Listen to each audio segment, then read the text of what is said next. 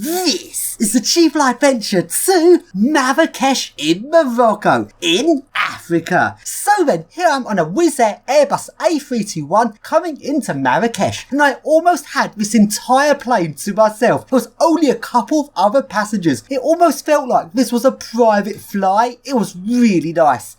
So then, here I am at Marrakesh Airport. At this airport, there's an overpriced express bus to the city centre, which was too expensive and I refused to go on it. So instead I walked out of the airport to find a local bus. But these local buses only accept cash payment, so it looks like I have to withdraw money from a tourist trap cash machine. So now it's time for a maths question. I needed to withdraw 100, and the actual exchange rate is 12.7 to a pound. But to withdraw the local currency, the thieving cash machine charges 35, so 135 to withdraw 100. However, the cash machine also offers a shitty exchange rate of £8.18. Which option is cheaper, the exchange rate or the charge? Well, the answer is, on this rare occasion, the dodgy exchange rate is actually cheaper than the charge, because 135 comes to £10.62, so the £8.18 exchange rate is actually cheaper. However, 100 should have cost £7.87, so it was still a scam. So after taking the local bus into the city centre, this bus by the way cost just 31p to go on, which is very cheap. Let's now take a look at a very nice vintage old lift in Marrakesh. This lift felt very creepy.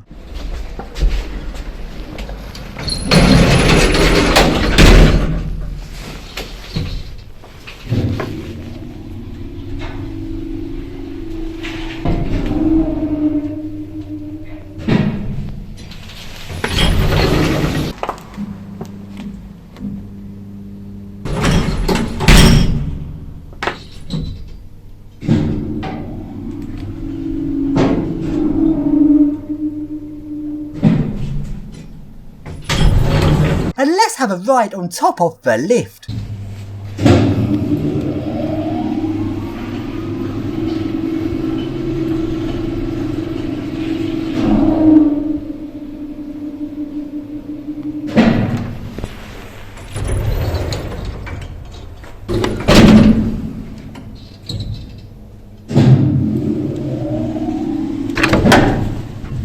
And now let's go to the only modern shopping centre in the whole of Marrakesh, which is the Menara Mall. Let's take a look inside of the shopping centre.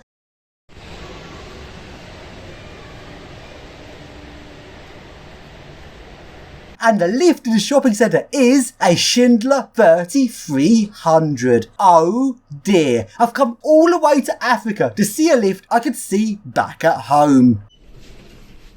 What's that button do? Huh? Don't know. Isn't he? Oh, dash floor. Now, what's on the dash floor? Let's go and have a look. Nothing. Okay, lifts come here, but it's just turning the staircase. Can I pull it from up here? No. It's an empty floor.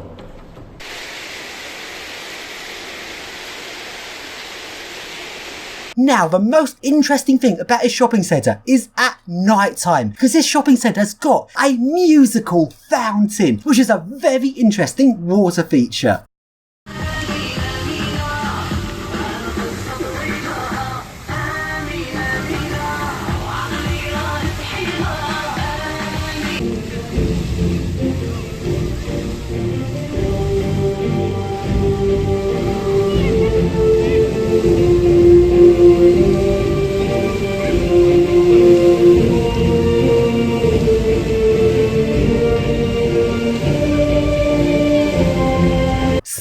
Before I go into the centre of Marrakesh and take a look at the Medina, let's first go along to the train station.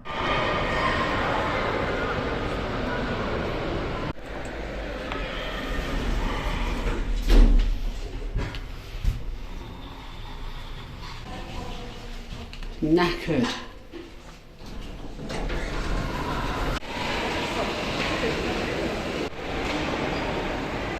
then, as I've already taken a look at some Moroccan cities already, what I really want to do on this trip is go off the beaten track and take a look at an obscure destination. So I got on the train and went one stop down the line, which was 41 miles away, to a very small town. And this 41-mile journey cost just £3.85, which I felt was very cheap. And this train went 100 miles an hour, with the doors open. Closing the doors is optional on this train, and this train is going very fast to have its doors open. It is crazy in Africa.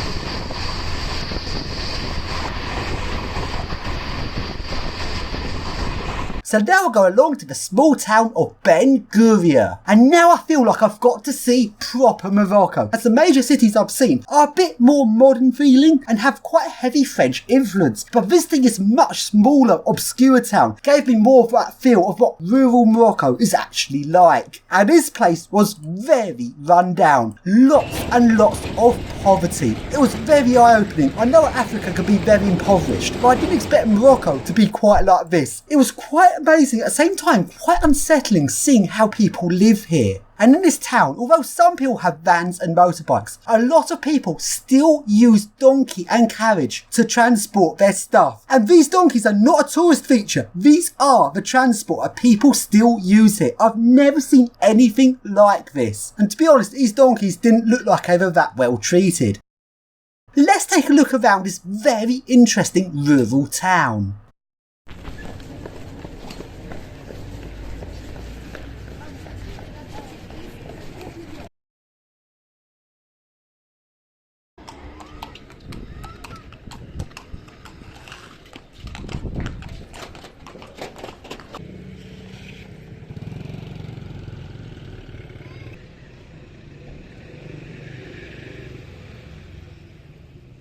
And now let's take a look at the market. I've never seen a market like this before. I've seen some odd markets, but this was something completely different. These markets were selling second-hand or even third, fourth-hand old furniture and other items. Items that people no longer wanted. Maybe a bit like an English boot fair, but on a much larger scale. Boot fairs are normally just a side thing that people do.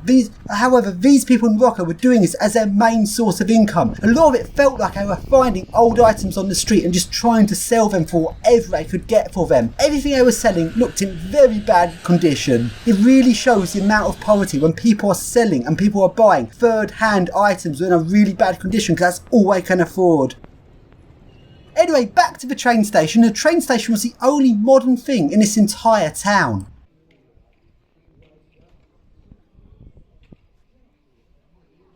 So then, back along into Marrakesh.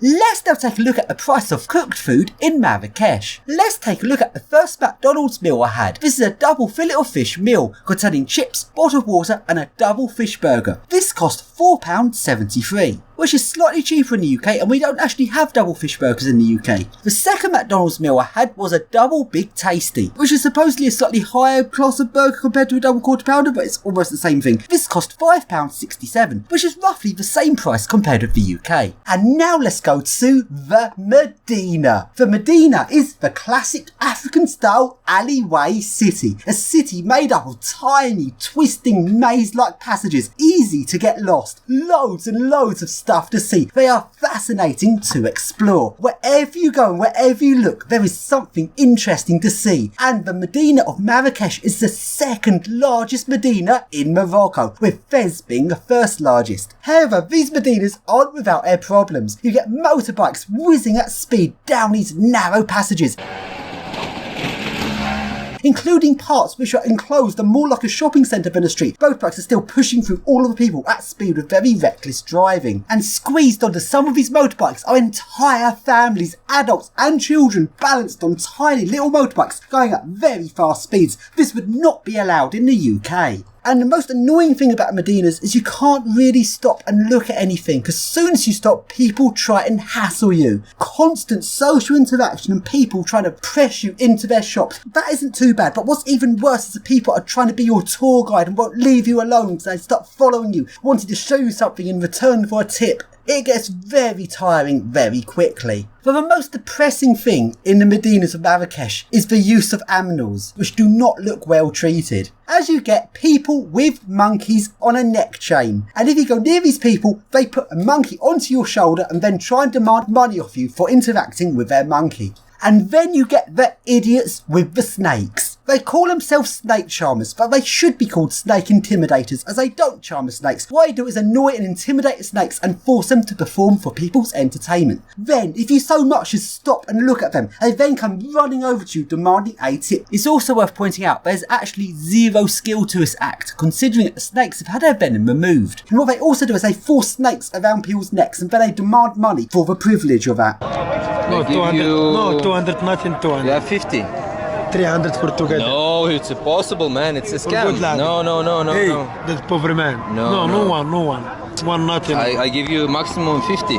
50, that's not Yeah, good. 50. How much is 50? That's Yeah, 50 50. euro. And this clip here I was filming from a distance in the hope they wouldn't notice me filming, but they still noticed and they came charged over to me to demand money. And I was like, nope, I'm not putting up with this, and I walked off very quickly. And then the snake people started shouting abuse at me for walking off. So then, let's now take a look at a place where I was staying in Marrakesh, which is a little hostel located in the Medina. This place cost just £8 per night, and this was not a dorm. I actually got a private room for £8. This place is quite odd. There's very little headroom in places. You have to duck down to not bang your head. Some of the little passages in this place are very small, but that gave it character. The room itself was very basic, but that's all I need, so I was quite happy with this place. So then, let's now take a look at the Marrakesh busway. Notice there's lots of traffic here, and on the other side there's also lots of traffic, but in the middle the road is empty. This is a full, proper, dedicated busway, and the entire route is dedicated, meaning that unlike some systems, this is a proper busway where a bus can run its entire route free of traffic. Also notice there's a classic French Starman stop sign. Usually these are found on tram systems. Also notice the traffic light for buses is a tram signal. This busway is fully built to tram standards and reminds me of the busway in Nantes in France. So this busway in Marrakesh would be really good if they ran frequent buses, but sadly there's only a bus every half an hour.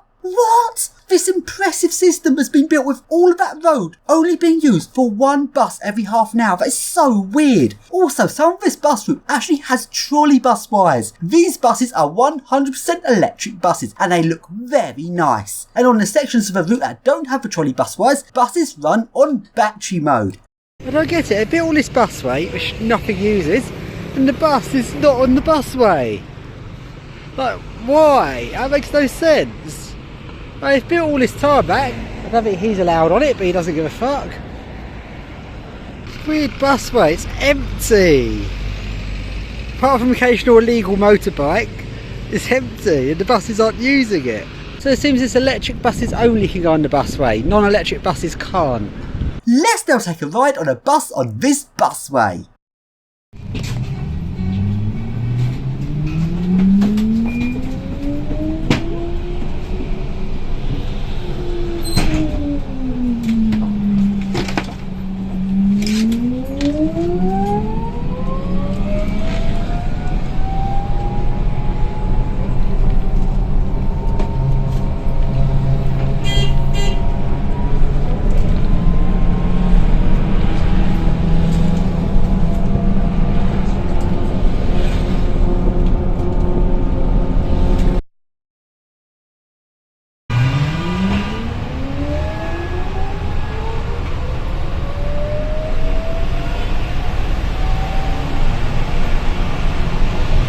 So then, over at the end of the busway, let's take a look at the next shopping centre, which is the Marjane Centre. Although this is more of just a supermarket with a shopping centre add-on. In this supermarket, there's loads of interesting looking herbs, spices, other stuff on sale. Very similar to what's on sale in the Medina. But unlike in the Medina, where you can't stop to look at anything as you get harassed like crazy, at least in this supermarket, you can take your time to look at stuff with no one coming to annoy you. And in this supermarket, there is a shoplifter. A shoplifting bird. Loads of birds live in this supermarket and they fly down to eat the food.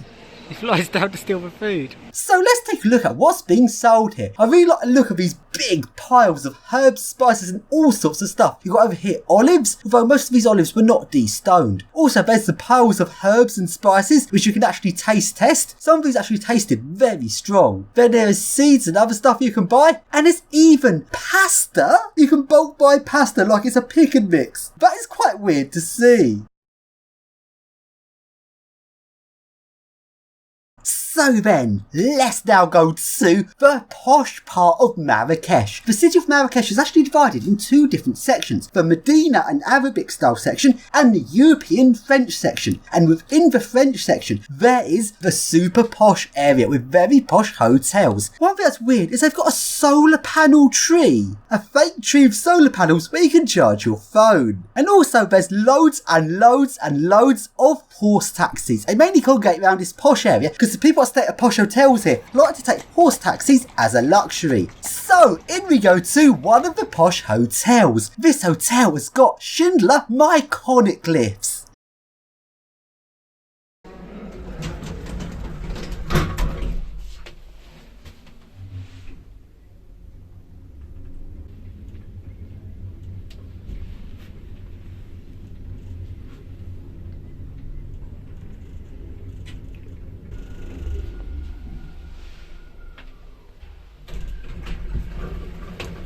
Let's continue to take a look around the hotel and along to the service lift, which is also a Schindler Myconic.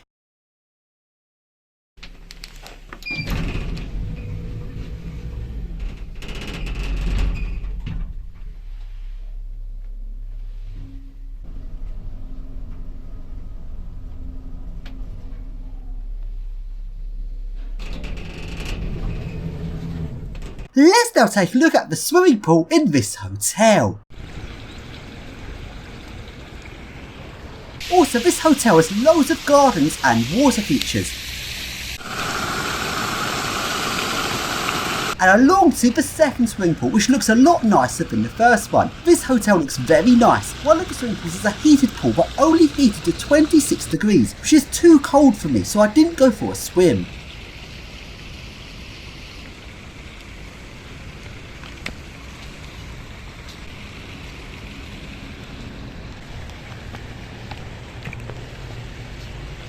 Then now we go to the next hotel. This hotel is Aqua Park. And there is actually a water park here, so the name isn't too much of a lie. It's got 6 water slides, so it's quite nice, although I personally don't think that's quite enough to describe it as an aqua park. It's still very nice. Sadly, none of the water slides were working. The swimming pools were very cold, and the lifts at this hotel were just boring Otis Gen 2s. What? No safety brakes? That's locked in it.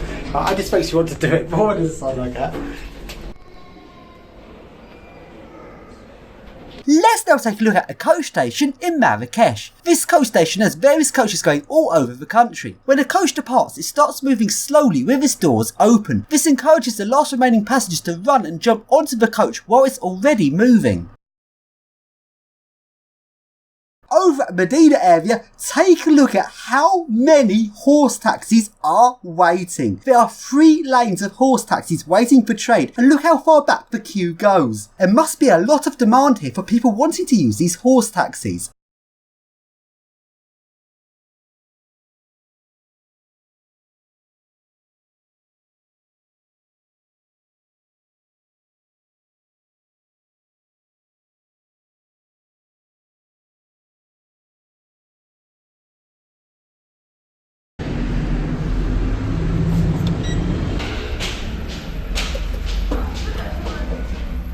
Wow, it's a tiny Schindler. Fucking hell. The door doesn't even shut properly, or fuck. How far open that is.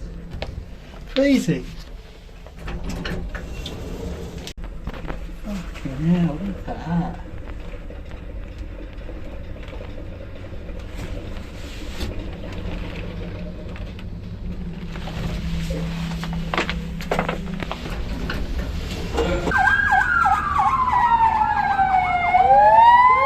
And finally, let's now take a bus back to the airport. This bus has got a nice sounding ZF gearbox.